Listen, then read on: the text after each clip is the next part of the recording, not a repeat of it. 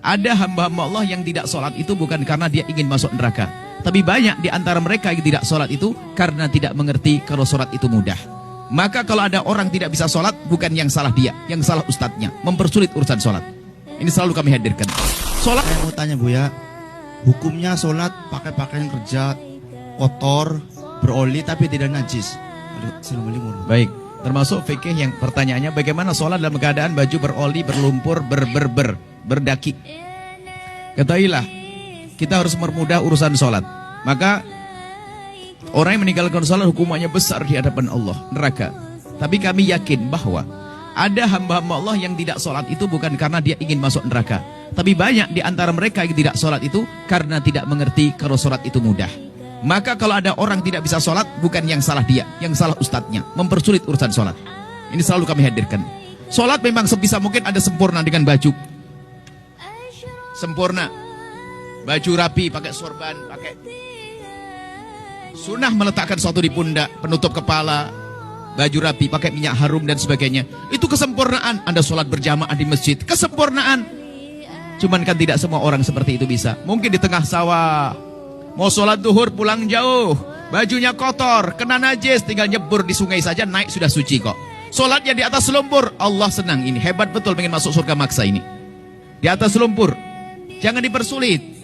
Kalau bisa jamaah memang sebisa mungkin di jamaah madhab, diutamakan madhab kita Imam Syafi'i, ini sunat yang sangat dikukuhkan atau fardu kifayah.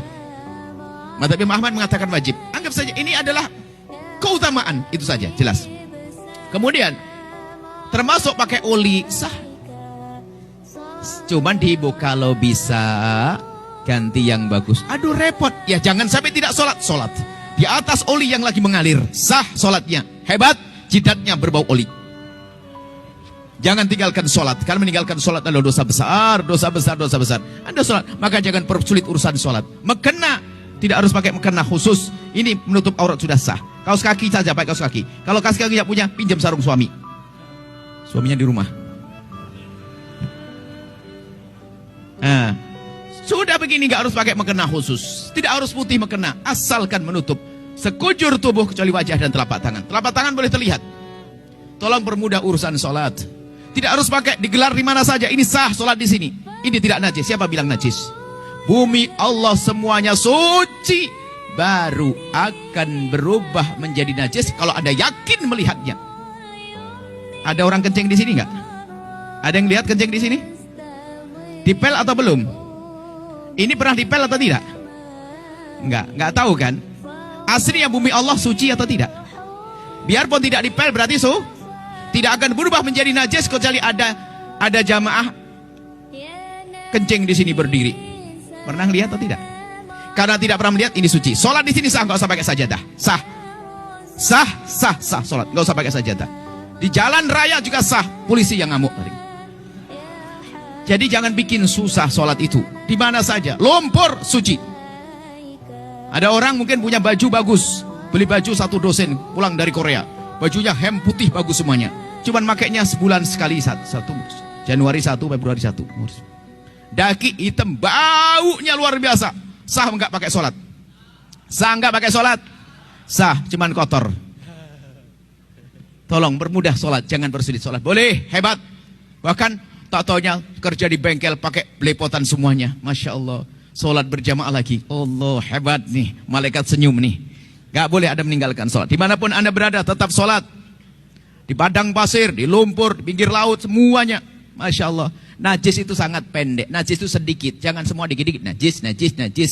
Najis hanya 7, selebihnya tidak najis. Ini bab fikih nanti insya Allah. Sah ya? Jangan persulit urusan sholat. Permudah urusan ibadah. Jangan sampai ada satu pun meninggalkan sholat. Maka termasuk kemudian yang perlu kami hadirkan, mengkosor sholat tadi, mohon maaf. Saya itu lupa, kalau ini banyak pendatang, saya pikir ini orang tinggal di sini semuanya. Maka saya ngomong, gimana sholat yang pertamanya, sempurna atau kosor? Saya pikir Anda tuh orang sini semuanya. Tatonya ada yang 5 jam perjalanan, sama dengan saya 5 jam juga. Ya, kalau Anda musafir, Anda dalam bepergian, tujuan Anda melebihi dari 54 kilo, 84 kilo tujuan Anda boleh menjamak dan boleh mengkosor. Mengkosor itu menjadikan duhur 2 rakaat, asar 2 rakaat. Bahkan dalam madhab kita Imam Syafi'i, mengkosor sholat itu lebih bagus pahalanya. Sudah enak korting 2, pahalanya gede. Jangan ragu yang demikian itu. Jangan sok, saya masih kuat kok, gampang mampir masjid juga gampang. Nah, bukan gitu. Patuh kepada petunjuk itu lebih penting. Jelas ya? Permudah urusan sholat ya. Wallahu alam bisawab.